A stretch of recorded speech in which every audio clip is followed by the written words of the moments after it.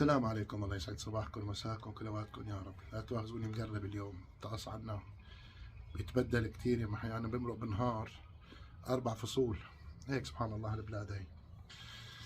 طيب حبايبي، بدي احكي عن موضوع اللي عم بقولوا ما تغير شيء بسوريا.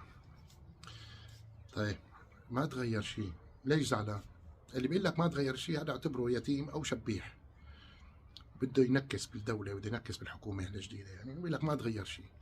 طيب طالما ما تغير شيء انت الكسبان، معناته انت عايش على نهج الاسد لساتك مبسوط.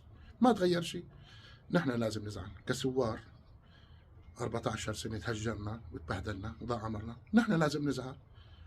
لو شايفين ما في شيء تغير نحن كنا زعلنا، بس انت شايف ما يتغير شيء، المكسب معك هلا وسابقا.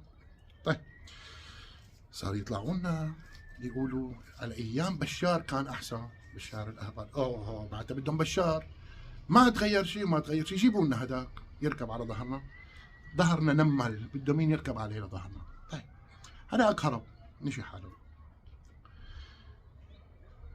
اللي عم يطلع على تغيير سوريا بمنظار كيلو البندوره وكيلو البصل وربطه الخبز، معناته ونعم التفكير ونعم البصيره، بصيره مفقوده.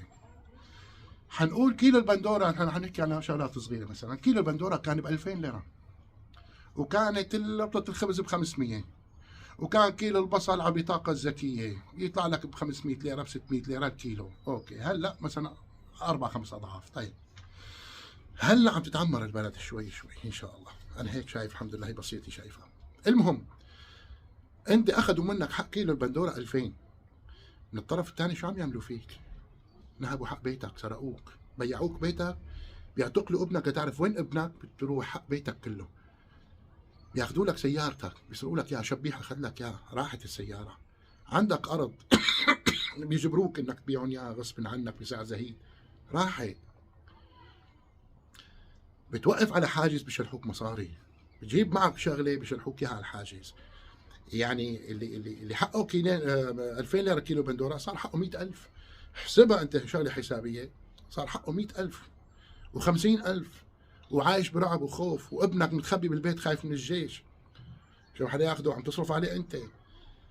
جواز السفر 850 دولار كان، بدل الجيش 800 دولار، 8000 8500 دولار. ما تغير شيء. ما هي شوفوا ما عم يطلعوا لكم حق البندوره، والكبتاجون معبي البلد كلها، والايراني معبي البلد، وهذا اللي وقف بنص الشام انا احرق الشام باللي سكنها. ما تغير شيء، ما تغير شيء ابنهم. لا حول ولا قوة الا بالله. الله يفتح عن بصيرتكم.